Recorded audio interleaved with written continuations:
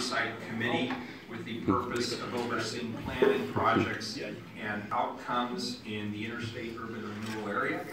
Today we're going to hear a report on that process and their outcomes to date. We have Dr. Stephen Holt here, who's the chair of the Oversight Committee, to help kick us off. And as always, we have Leslie here as well to provide a lot of the details. Dr. Holt, if you'd like to kick it off. Well, good afternoon, commissioners and mayor. As mentioned, I am Dr. Stephen Holt, and I have the privilege to chair the Oversight Committee for the North-Northeast Housing Strategies of Portland. And I will be presenting the 2016 Oversight Committee annual report today. And then I'll have a few of the members of the Oversight Committee join me and share their experience, heart, commitment, and compassion as it relates to our work. You've been provided with copies of the 2016 annual report, and we've prepared a presentation to support that information. Before I begin, I believe it appropriate to mention a few things. Number one, I'm an instructor, and I have a tendency to use PowerPoints as complementary or supplementary information. So I may or may not speak directly to the information that's on the PowerPoint slide. I presume the majority of us are readers and therefore can read the slides as they are presented. Disclaimer number two, I am native to the city of Portland. Portland has been my home for 50 plus years. I grew up on North Williams and Wygant in the 1970s. I have firsthand experience with the impact of displacement and gentrification in Northeast Portland. To go back a little further, my parents lived in Danforth. My mother was in third grade when the flood came. It was the second largest city in the state. So for me, the information that I'm presenting today addresses issues that are personal and of which I am passionate. I'm not removed from the importance nor the impact of the actions that have been historic, intentional, targeted, and repeated in this city on some of its most marginalized citizens. While none of us have direct responsibility for the cause or causes that have brought us to this point, so I'm not angry with any of you, we are each responsible for addressing, strategizing, and resolving this pervasive issue. It can be solved. We are capable. Now is the time, and it is in our hands. So, now to the report.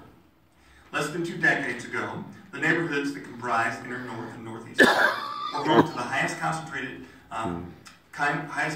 of African American residents anywhere in the city or in the state.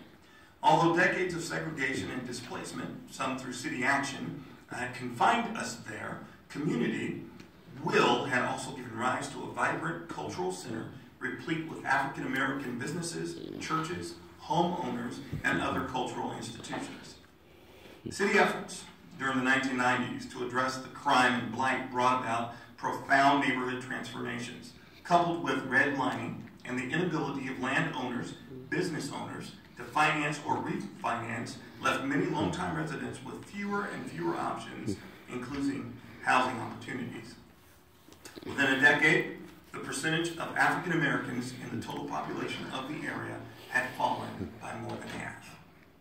Now, in March 2014, Mayor Charlie Hales, with the support of the then Housing Commissioner Dan Saltzman, dedicated an additional $20 million of tax increment financing, or TIP dollars, for the interstate corridor urban renewal area to affordable housing in an effort to begin to address the ongoing threat of displacement and gentrification, and to offer an opportunity for some displaced residents to return. In light of the history that had led the city to this point, PHB, or the Portland Housing Bureau, determined that any plan for how to invest these funds would need to be guided by the community itself. Through a series of public forums and other outreach efforts, more than 450 community members, 15 area faith leaders, and numerous community leaders generously shared their personal stories, those of their friends, family, and neighbors, and they sent written notes and emails about their lived experience and their thoughts about what kinds of housing assistance would have the greatest impact.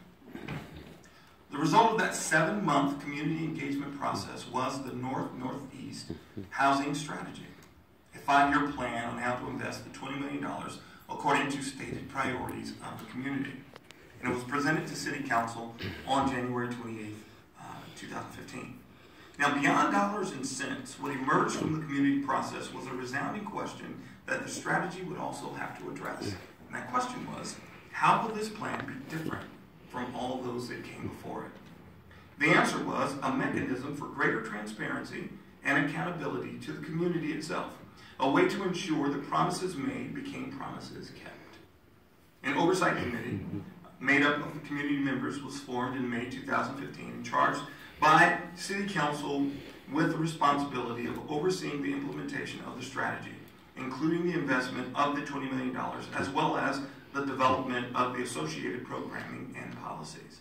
The Oversight Committee will report to the City Council annually on the success of Portland Housing Bureau and its contractors in accomplishing the goals outlined in the strategy. If you look up above, we're going to go through, if you look at your screens, we're going to go through this outline today, talking about the scope of our work, the history, which I've already identified, and then you can see this. The scope of the Oversight Committee, we have 4 charges. One is to advise on and review program proposals and plan development. Number 2, to monitor the implementation of policy and programming and associated outcomes. 3, advise the Housing Director and the Housing Commissioner on progress, issues, and concerns associated with the North-Northeast housing strategies and the interstate renewal, now TIF-LIFT funds. And then number 4, to ensure that Portland Housing Bureau will inform the Oversight Committee of decisions, plans, and proposals prior to implementation of strategies. Let me talk to you about our membership. Myself, Dr. Lisa Bates from Portland State University, Dr. T. Allen Bethel from Maranatha Church and Abiding Ministerial Alliance, Marlon Holmes, who's a community member, Virgie Reese, who's a community member, Jillian Siraj, who works for Portland Pacific Continental Bank, and Felicia Tripp, who works at the Portland Housing Center. We have 2 members who have gone off, which is Katrina Holland, who was a significant contributor, and also Sarah Zahn, who was a member of the Oversight Committee. We have 2 potential new members, which we're very excited about. Sheila Holden, who is a long-time member and contributor to the city, and then a young man, Tristan Dallas, who is a 30-year-old attorney at law, who's also a native. So we're excited about that addition. Slide number 4. This is reflective of the original $20 million that has already been committed, based on the forums that were held, the community feedback, and input. So as you see, preventing displacement, creating new homeowners, creating rental homes, and land acquisition. Preventing displacement means home repair, home grants for repair, that kind of thing, and how those dollars were allocated. And then based on the TIF-LIFT, which I will talk more about in another moment, this is reflective of the forum that was held also with the community. I facilitated the forum in St. John's, which had over 100 members present. So we'll move on to the next slide. Talk about our community engagement and community involvement in the strategy that the Oversight Committee uses. In 2016, the Oversight Committee met 6 times, and we chose a consistent location and date and time to provide equitable access for all members of the community who've been historically disconnected and excluded from public participation. In addition, all meetings are video recorded to provide access to community by way of public access television. Our commitment is to be accountable, accessible, and transparent as representatives of the community. And so we meet at New Song Church on the 2nd Thursday of every odd month at 6 o'clock from 6 to 8, providing a meal and refreshments so that people can come. The other process we use is through Portland Housing Bureau. We send out monthly email blasts and newsletters to thousands of community members who have either signed up in one of the meetings or attended a meeting or sent inquiries regarding information regarding the Northeast housing strategies. As aforementioned, we held a forum in North Portland at the St. John's Community Center in September to gather information regarding the additional dollars allocated through the TIF LIP. The overwhelming concern at that particular forum was in regard to no-cause evictions and rising rents. The participants were able to prioritize how dollars should be allocated, and they did so by voting. We'll go to the next slide. The TIF LIP allocations, I should say this before we go to the next slide, the TIF LIP allocations reflect the priorities communicated from the forum and in agreement with recommendations from the Housing Bureau and approval by the Housing Commissioner. We, the Oversight Committee, provided clarification regarding some of those priorities to support funding recommendations. So part of their concern, the number one concern, was around preventing displacement. And then the number two concern was around rental.